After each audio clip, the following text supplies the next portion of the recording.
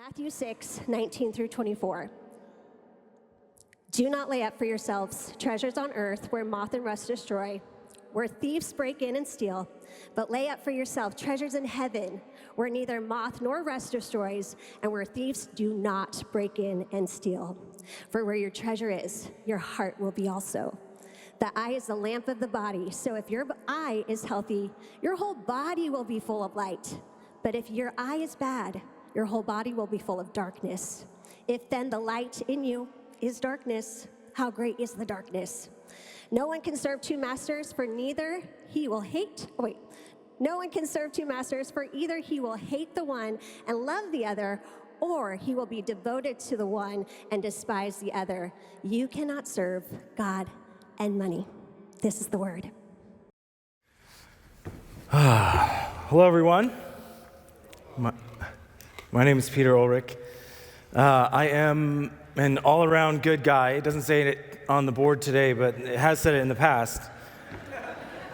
But it's true. My family and I have been coming to Heritage. Yeah.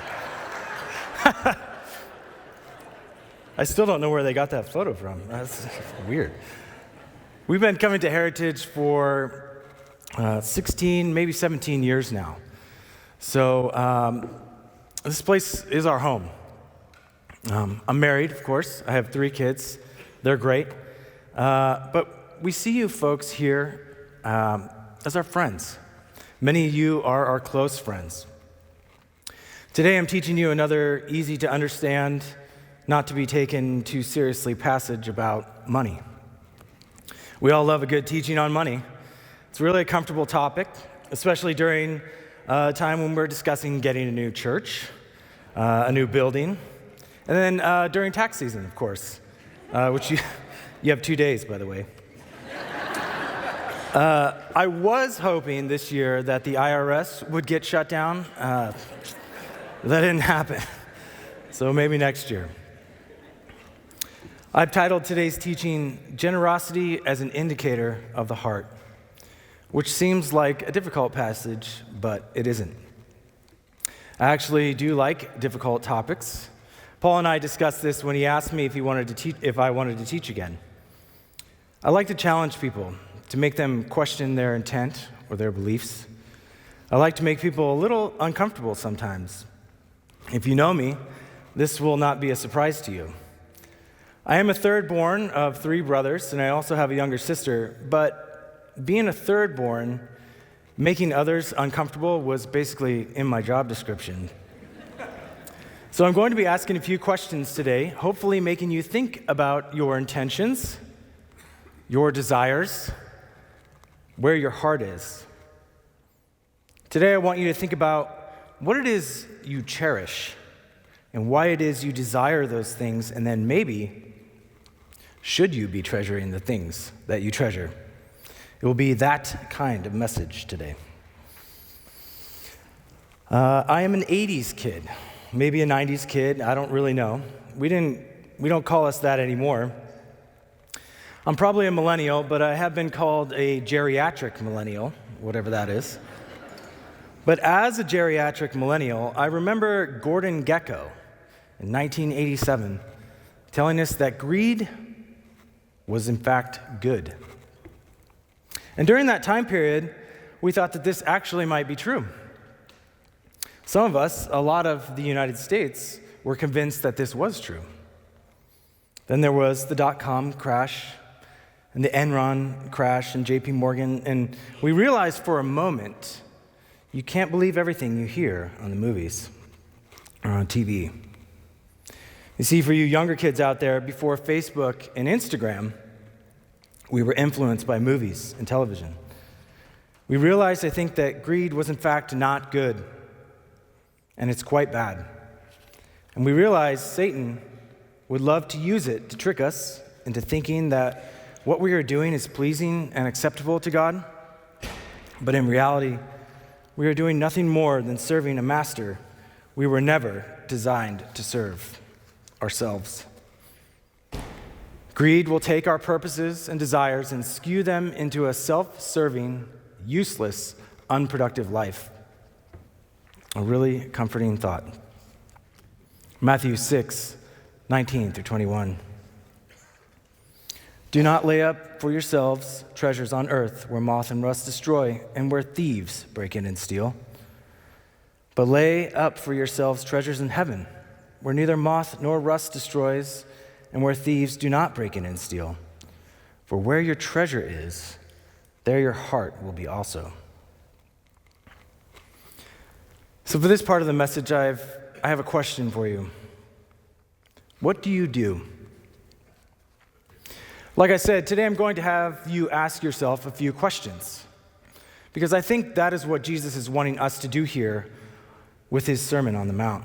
This passage for us today is part of the Sermon on the Mount, and I love this sermon Jesus is teaching here, mainly because what he is saying is flipping the narrative of what religious establishment has been believing for the last couple hundred of years. And we'll get to that later.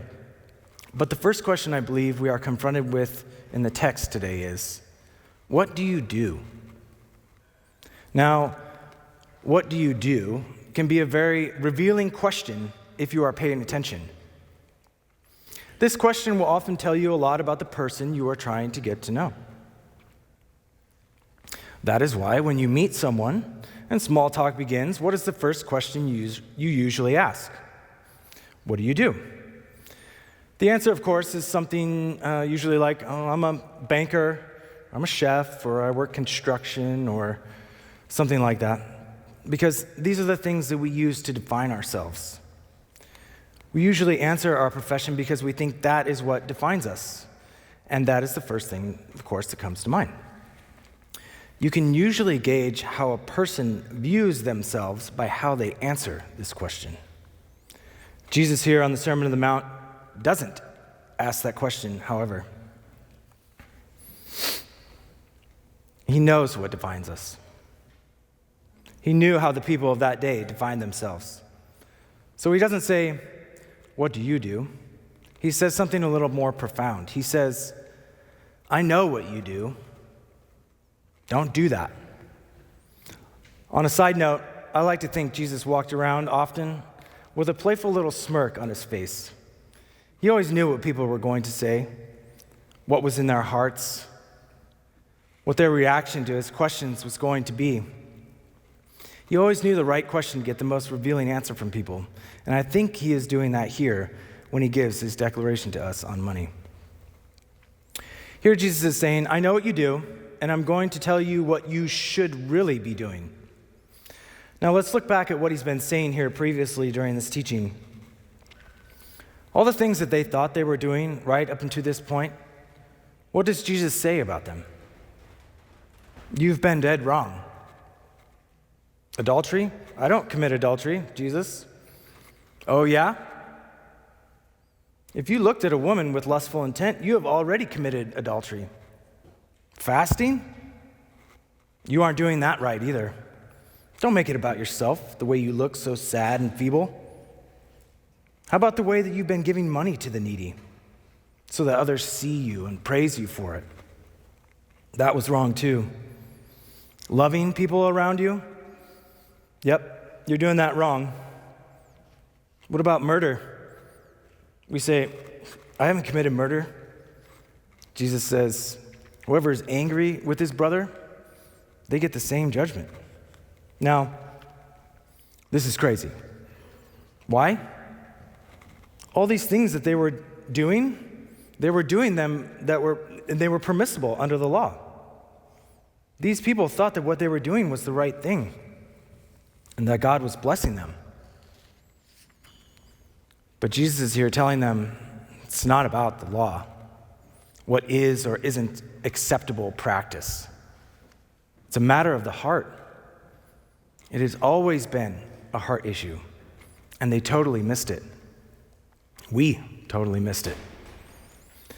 And Jesus wants to help us clear things up a bit. So now he is narrowing down on something they never saw coming: money. Now, money is an interesting thing. It will make people, and by people I mean you and I, do crazy things. Things we would expect and things that are also unexpected. Jesus talks a lot about money. You may have heard over the years, being in church, that 11 out of the 39 parables that he taught they mentioned money in some way. Around 120 to 130 times he mentions money. And while, yes, that's true, we have to look at the context in which he's speaking. The story of the fish with a coin in its mouth when Jesus was asked about paying taxes. It's another tax reminder. The prodigal son parable talks about money. The woman who lost a coin and found it. These are all good teachings, but the context isn't the same as what he's saying here directly about money. So what is our context today? Let's go back to our first question. What do you do? Jesus says, don't lay up for yourselves treasure on earth where moth and rust destroy. Interesting thing to say about treasure. Money at that time was made of metals, for the most part, that don't rust and aren't destroyed by moths. What does Jesus mean by this? Gold doesn't rust. How could he not know this? Jesus knows something a little more about earthly treasure that we all seem to forget. It's temporary. It won't last. Something will take what you treasure here on earth. It could be time. It could be thieves. Something will take it. Have any of you looked at your 401ks this week? Even gold and silver have lost the value this week. Bitcoin was down. We may think that we are so secure in storing our treasures, but something has stolen treasure that you have laid up for yourself this very week. Now, a lot of that has bounced back. In fact, my first draft of this message had to be changed because the markets changed so quickly. But none of us are immune to it. It won't last. Jesus warns us. No matter how hard you try, something will take the very thing you are trying so hard to keep.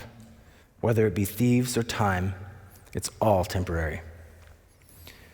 What Jesus is saying here is, don't make the thing that you do in life be temporary. Being wealthy isn't a sin. In fact, during that period, being wealthy was being seen as being accepted by God.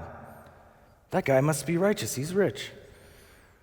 But Jesus turns that thinking on its head by saying not to store up treasure where it ultimately will be lost. Jesus then goes on to tell us what we should be doing. Lay up your treasure, your wealth, your time, your effort in heaven. There it can't be destroyed, can be stolen, lost, eaten by moths.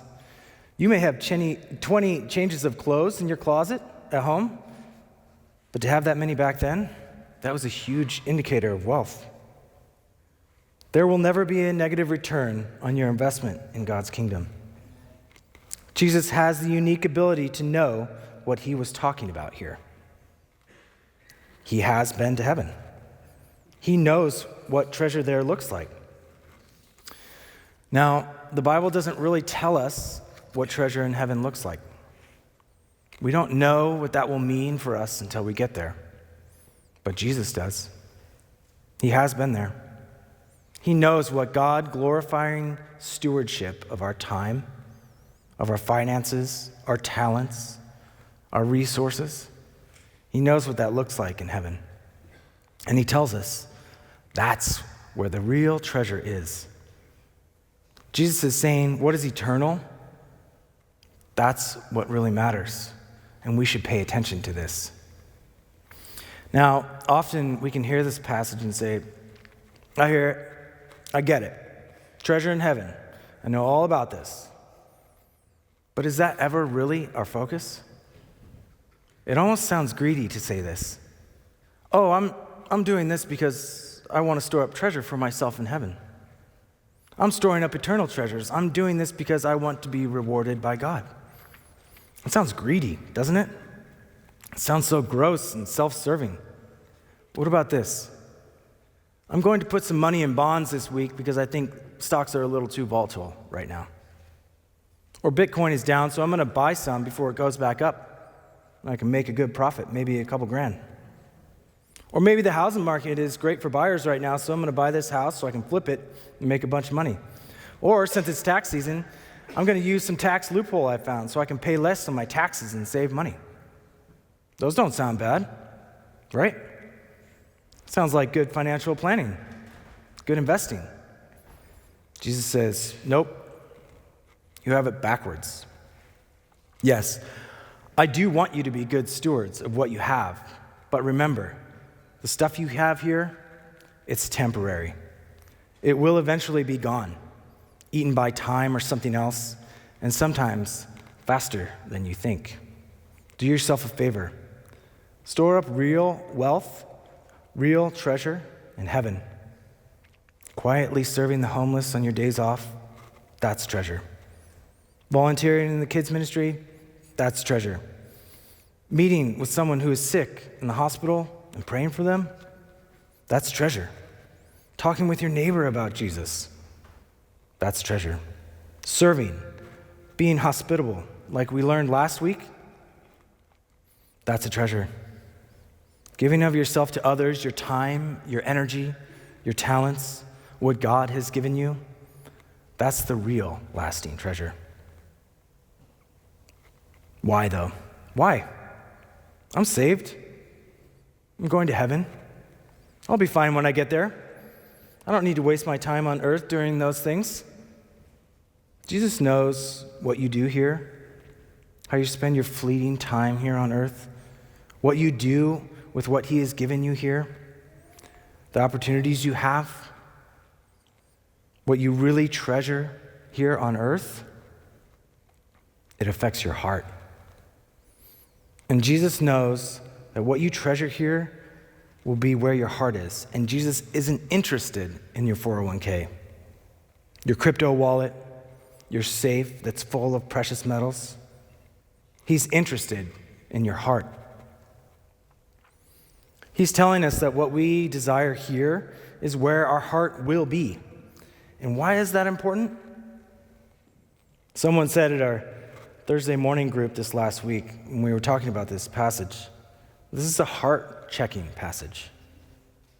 You can't have zeal for the wrong thing with God. And I think that's so true. God doesn't want some of you. He doesn't want most of you.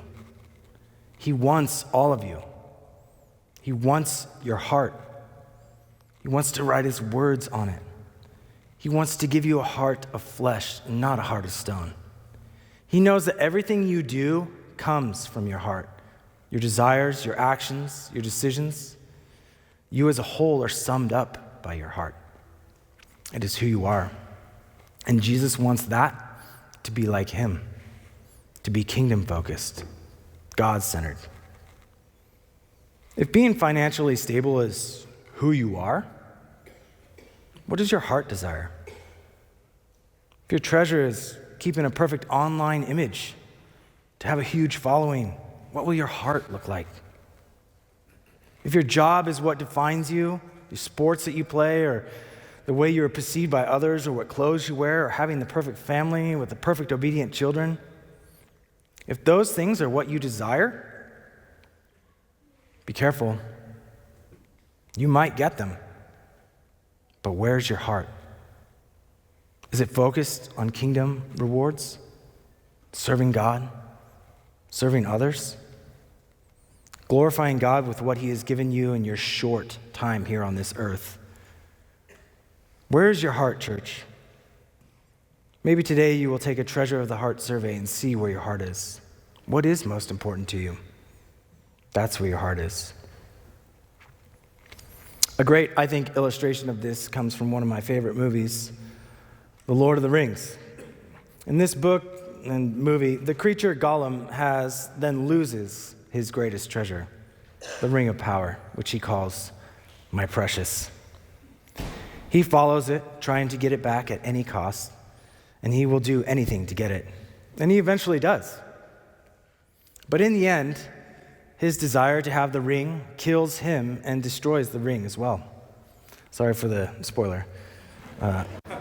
But it's been out since 1954, so if you don't know the end by now, that's on you. Your treasure is where your heart is. Make sure that what you treasure isn't something that will be ultimately temporary. The next question I believe Jesus is asking us or making us ask ourselves is, how is your vision? Verse 22 and 23. The eye is the lamp of the body. So if your eye is healthy, your whole body will be full of light. But if your eye is bad, your whole body will be full of darkness. If then the light in you is darkness, how great is the darkness? Light is important. Have you ever gone without it? I was camping on the backside of Mount Ashland in January a couple years back. I couldn't sleep. I couldn't get warm. I was having a pretty rough night. I was comfortable, but I just couldn't get my feet warm. Well, around 1:30 a.m., I decided to head back. It wasn't a bad hike in or out. It was only about 3.5 miles, so I figured I could do it no problem. The problem was, however, it had gotten dark, of course, and I was cold, and it had started snowing and gotten pretty windy. Just a quick spoiler for those of you feeling a little worried right now. I did survive. Don't panic. I'm still alive. But I started to pack up my stuff, my tarp and all my camp stuff, and around 2:15 in the morning, I headed out.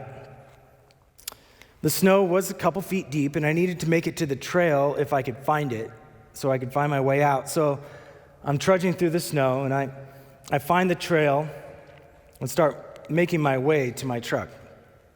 I had 2 lights with me.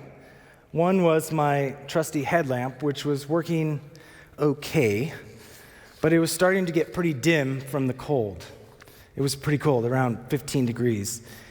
And I had a handheld lamp, which I was holding with my walking pole in my hand. I'd been hiking for about 30 minutes, and I could see only a few feet in front of me because of the wind and the snow. But things were going well. I was feeling good, warming up a bit, not scared, but worried a little. If I couldn't get back to my truck, I had left my only source of warmth, the fire. So I'm hiking along, worried I might get lost, thankful that I had my lamp because my headlamp was not bright at all, and really being able to see the trail would be a problem. Not being able to see the trail would be a problem if my lights went out. To make things a little worse, no one knew where I was since I had left my camping spot, and no one knew where I would be going, because how would they know? And no one would know to come look for me since it was, still around 3 in the morning. But I knew if I could just keep track of the trail, I would be fine. I will get to my truck eventually. Then, suddenly, my situation took a little turn. My lamp, the bright light that I was holding, it shut off. My battery died. And to be honest, it took me by surprise a little bit. It spooked me. With my lamp shutting off, the darkness around me was now much closer. Have you ever been wrapped in darkness? That's what it felt like was happening. My slowly dying headlamp was now my only source of light. Visibility was low. The wind was blowing. It was cold, dark, getting darker. This was also a place I had never been before, and not that I could see, but if I could, nothing would be recognizable to me. So I picked up my pace a little bit, so I really needed to get to the truck before I couldn't see anything in the darkness. And I start to wonder, was this a good idea? Leaving my shelter away from the fire? If I have to stop, will I be able to get another fire going? How am I going to stay warm tonight? What will my frozen body look like tomorrow morning if someone finds me? Is there a cougar behind me waiting for me to get lost so it can eat me? All just, normal thoughts that you have while hiking in the dark at 3 a.m. with a fading light. At this point, I'm actually just hoping I'm still on the trail because I can't really see anything and I'm just moving forward and uphill in the direction where my truck once was.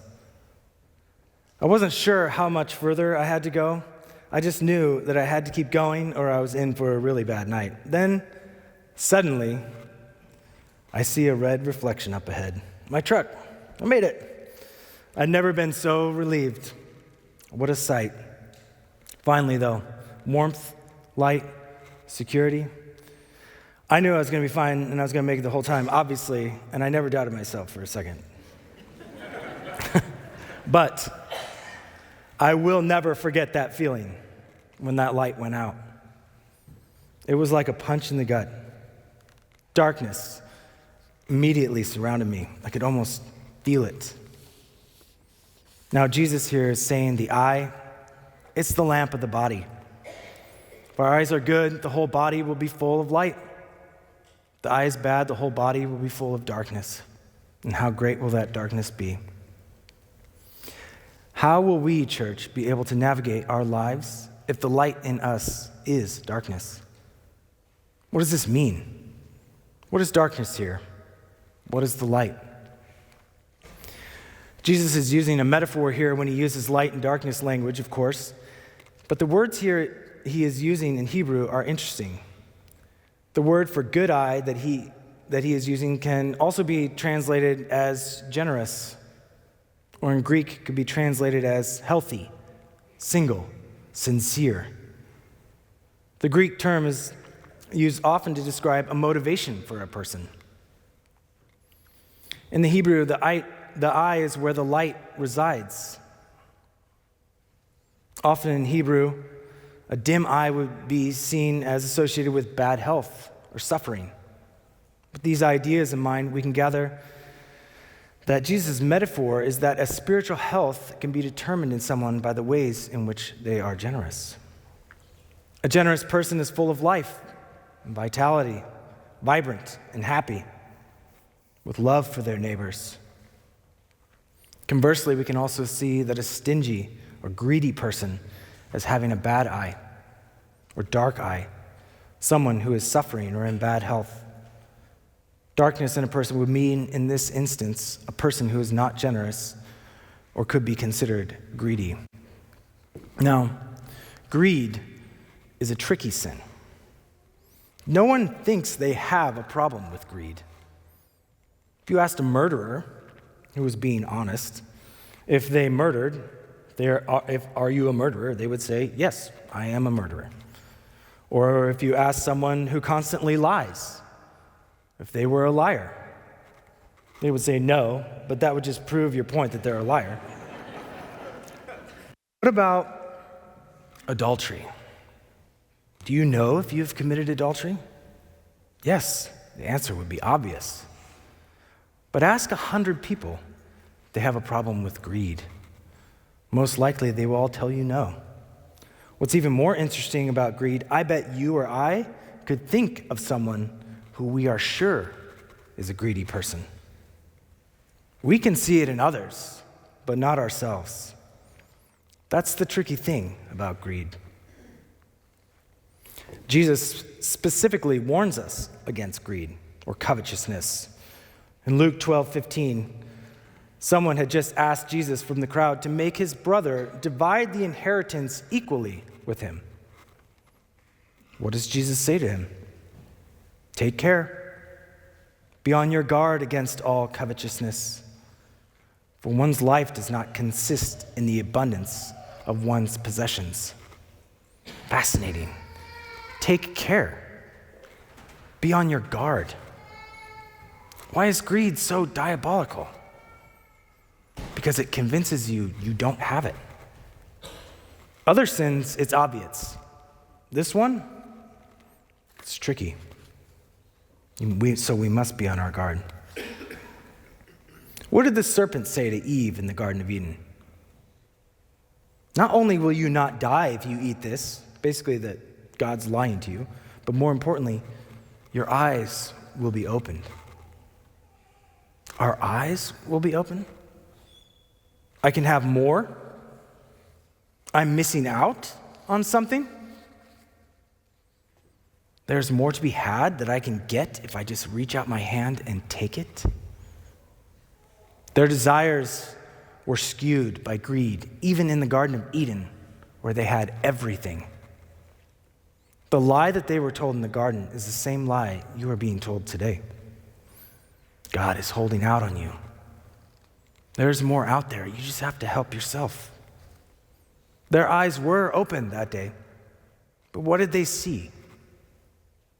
Nakedness, fear, vulnerability, darkness. How is your vision? Is it clouded? Is it dark? Do you know? Are you sure?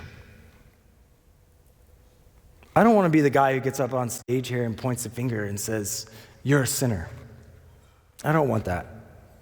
But Jesus stresses this in the passage today. And in Luke, we are told that you are being foolish if you are storing up treasures on earth and not being rich toward God. It is important enough for Jesus to point it out, so it is important for us to hear it as well. Sin is not a joke, church, even harmless or victimless sins like greed. Jesus says here, if your eye is bad, if you are not a generous person with what God has given you, because let's face it, all you have comes from him anyway, you are just a steward of what he has given you. If that's you, you are blind to the sin in your life, and you need to repent. Remember, church, wealth is not the problem here. Having a lot of money or great resources is not the problem. However, do not think you are off the hook if you are thinking, well, that's not me. I'm not rich. It's not the money that is the problem. It's your heart. Jesus is not going after only people that have money. The guy in Luke who wanted his brother to divide the inheritance, he didn't have the inheritance. That is why he was asking Jesus for it. For all we know, that guy was broke. He needed the money.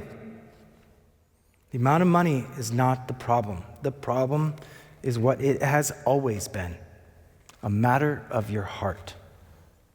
Even in generosity, where your treasure is, there will also be your heart.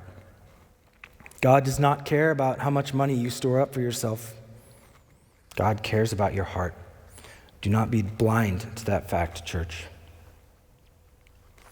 Verse 24. No one can serve two masters, for either he will hate the one and love the other, or he will be devoted to the one and despise the other. You cannot serve God and money. Who do you serve? Here is why God, your Father in heaven, cares about your heart.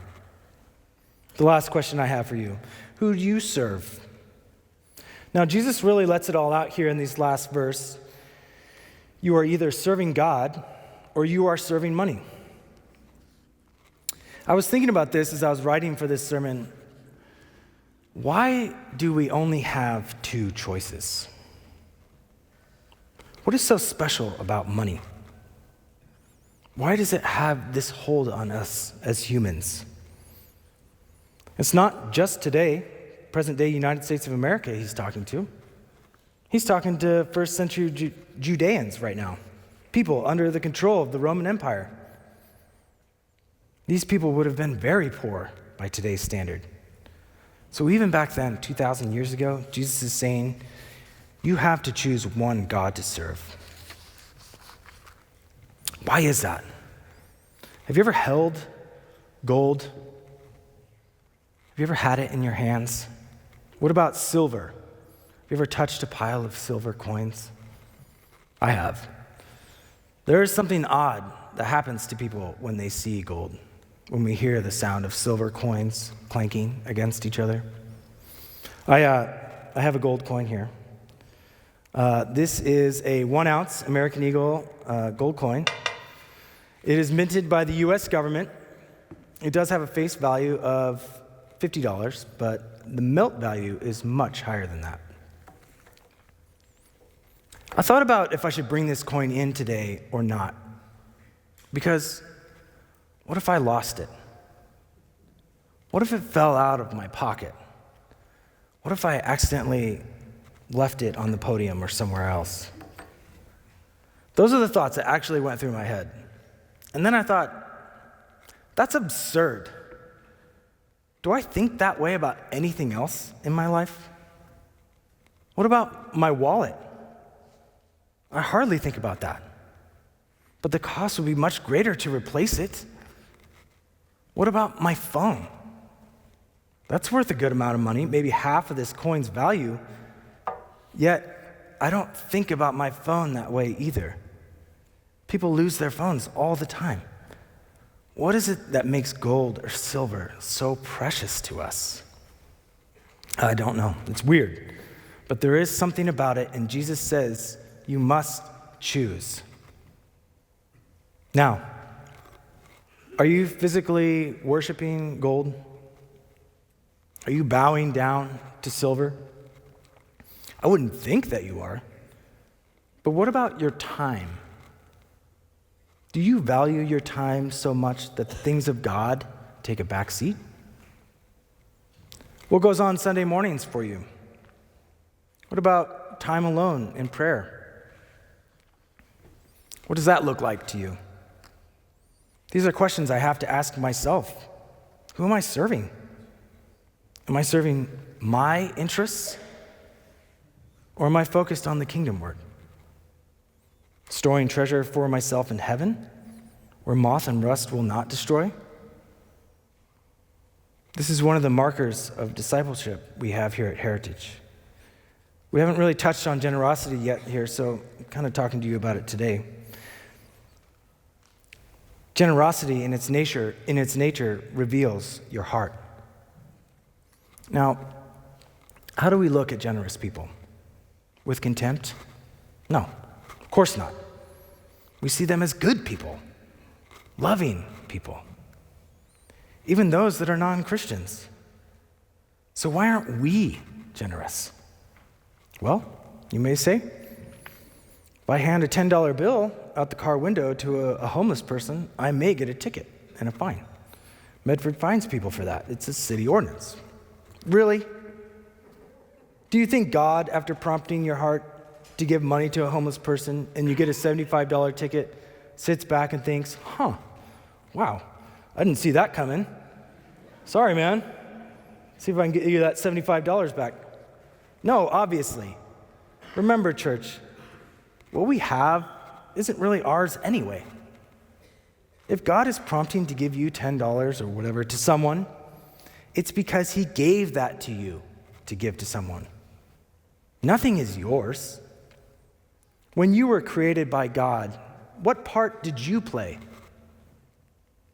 You didn't make yourself. You didn't even make yourself into who you are today. God molded you and created you to reflect who he is. Being generous to others is just reflecting God's generosity to us. Getting back to the text, Jesus says no one can serve two masters. This isn't service like you can't have two jobs, you can't work two different places. That's not the context here. The word for service is used to convey a slavery type servitude. He's saying we can't be slaves to two masters. Why is this? Slaves must, by nature, be dependent on their masters for all their material needs. Slaves don't provide their own homes. They don't provide daily food. They don't provide protection. Slaves are totally dependent on the generosity of their masters. Slaves, by definition, aren't paid for their service. A generous master will have slaves who are doing well. A stingy or greedy master will have slaves who are suffering. Those of us that are devoted to money will always be chasing after money. And it doesn't have to just be money. It could be growth. It could be success, whatever that is to you. It's that N+1 principle. The idea that the number you are seeking or the goal you are trying to accomplish is whatever you have, N+1. Just one more. just a little bit more of whatever it is you're seeking after. But what does this line of thinking create in us? Are you walking through life with a closed fist, unwilling to let go of what you have already rightfully earned? Or are you relying on your Heavenly Father who wants to give us good things, willing to be open-handed, giving to those in need, and relying on Him to supply all of our needs? If we can understand that what we have isn't really ours in the first place, that earthly treasure is temporary and heavenly treasure is eternal, what will our pursuits look like? What will our N+1 equation mean to us, to those around us? This is what Jesus is getting at here. God wants to provide those things for us. Will we let Him is the question we need to ask ourselves. We can be a slave to ourselves, or we can be slaves to our Father in heaven. Jesus understands our situation, the true consequences of the fall in the garden that day. It's not just a bodily death that He cares about. He is interested, focused on your heart. Redemption of what has been corrupted in our hearts, in our minds, in our souls. We must serve a master. We must be devoted to something here on this earth. We must choose what that will be. Will it be something that produces heavenly rewards? Treasure that lasts forever? Will our actions on this earth be beneficial for the short time we exist here? Or will they have eternal benefit? Our lives here on earth are a puff of smoke, like grass that grows up one day and the next is cast into the fire. You do not have a lot of time here, church. Make that time worthwhile for your eternal home. Don't forget, church, Jesus was tempted just like us. In Luke 4, Jesus is tempted with greed.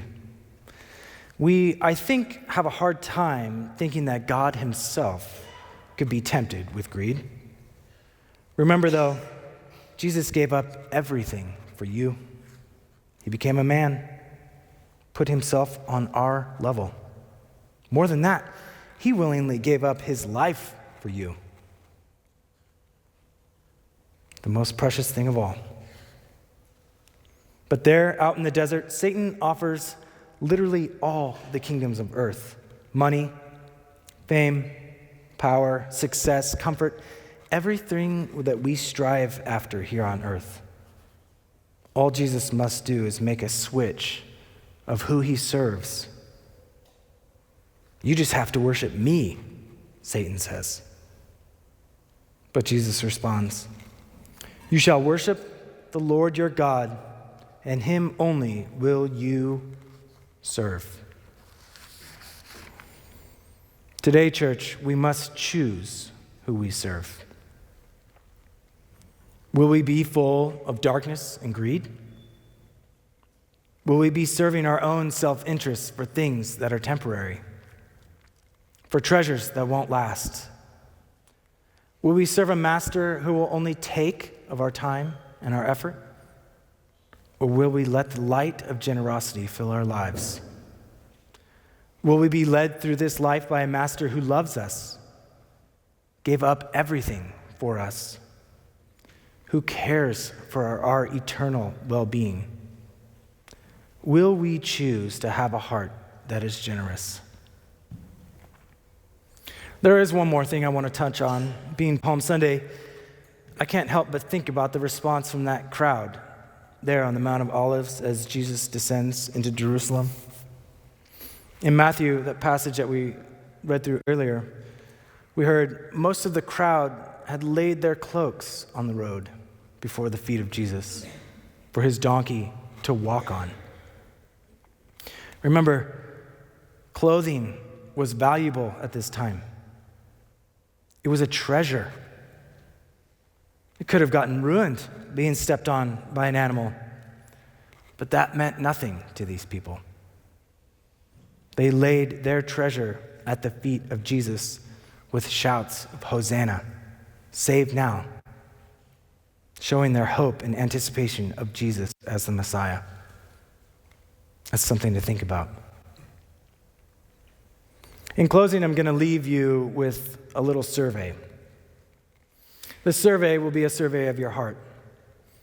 These questions, when answered honestly, might provide some clarity on the condition of your heart towards generosity and ultimately towards our Father.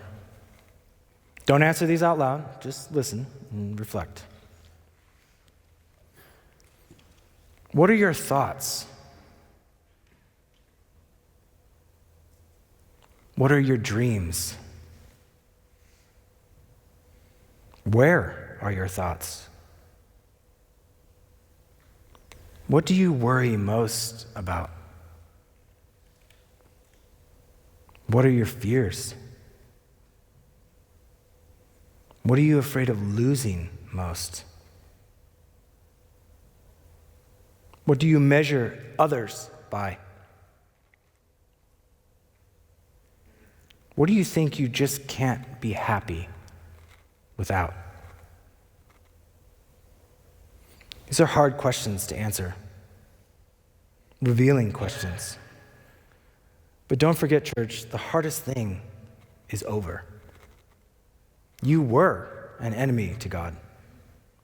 Jesus saved you from that. And now you are his sons and daughters, heirs. He can save us from those wrong thoughts, wrong desires. You are in Christ. You are his already.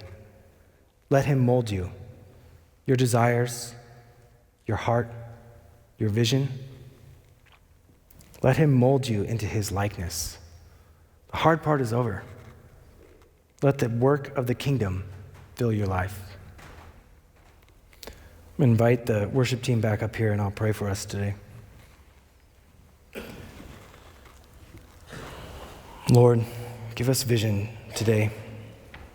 Be a light for us in those dark times. Help us to see, Lord, in this earth as we walk around trying to figure things out. Be that light for us, Lord. Give us generosity